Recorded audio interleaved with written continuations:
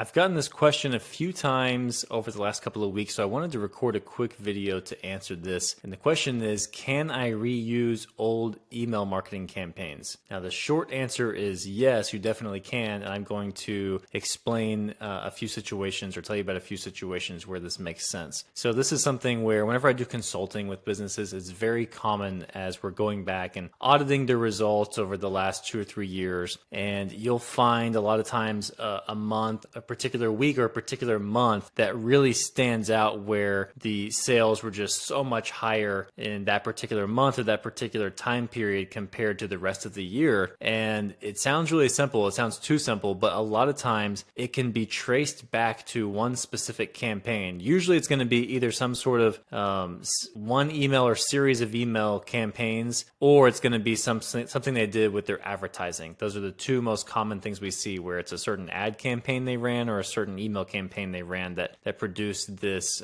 completely out of ordinary results. And when I said it sounds too simple, what I meant is that a lot of times I'll have them just run the same thing again without even really changing or making hardly any changes to it, and they actually get the same great results again. And a lot of times, people are very hesitant because they think, well, they just don't think that it's possible. I think there's a concern that you can't really repeat the same thing again because people will remember the last time you did it, and it's just not going to work again. And that's really not the case, because if you think about it, you are subscribed to a bunch of email lists, you are following a bunch of different social pages online, right? You're getting a bunch of different ads, and it's impossible to remember everything that you're getting from all of these brands. Even it's impossible to remember everything you've seen in the last week, much less everything you've seen in the last year. So if you're doing this, then I would tell you that there are a few ways to really go about this. So you don't want to overdo this, or it will obviously lose its effect, and then people will start to catch on that you're just doing the same thing over and over. But there are certain emails that are great to reuse. So a lot of times your emails that have more evergreen topics. So if they're like product education emails, or you're doing a deep dive into a specific feature of a product or a specific ingredient in a supplement formula or whatever, something like that. And if that was an email that did very well and it was purely more of an education email and not so salesy, those are great emails to keep back in the rotation. And so it doesn't mean that if it did well last month, you should send it again this month. What I mean is more about at least wait 3-6 months, or maybe even just kind of keep it in rotation around the same time of year every year. Another thing would be any kind of promotions that performed exceptionally well. So any kind of holiday promotions or just any random promotions you did that did exceptionally well.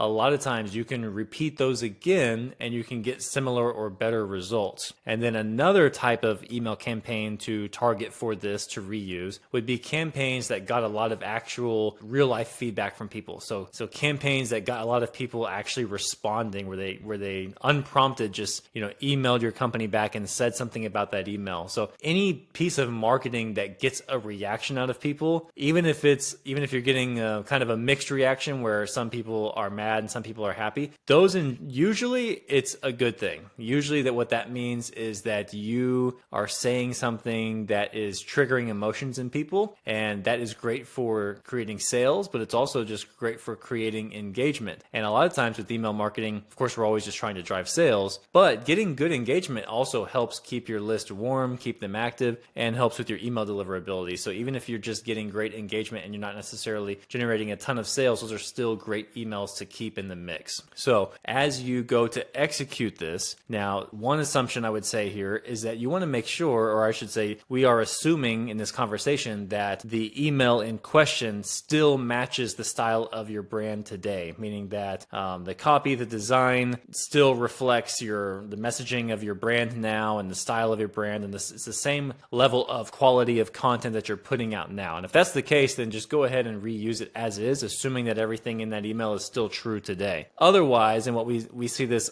more often than not, because a lot of times, let's just say we're taking something that worked in the past, and it could be something that company did on their own or a previous email team did, and the content quality, like the marketing angle was really clever, but the content quality as far as how it was actually executed wasn't as good as it could have been, or it doesn't quite match the quality of content that they're putting out today. So we might just give it, we might just freshen it up. So sometimes it could just be like giving it an updated design. A lot of times even we'll take something, and if we thought that if it was the angle that was taken in the email was the thing that was effective, meaning it was the very specific conversation starter we used was the thing that got a lot of engagement from people, then we might even try to tweak the copy and deliver it in a different way, because a lot of times we are surprised. So a lot of times the email that did well originally exceeded our expectations at the time, and it wasn't, we just, we didn't expect it to do that well. And we go back and look at it and we see, oh wow, if we knew that people were going to respond to it this way, or they were going to have this type of reaction, then we could have actually leaned into this concept even more, and we could have actually done this in a way better way. We just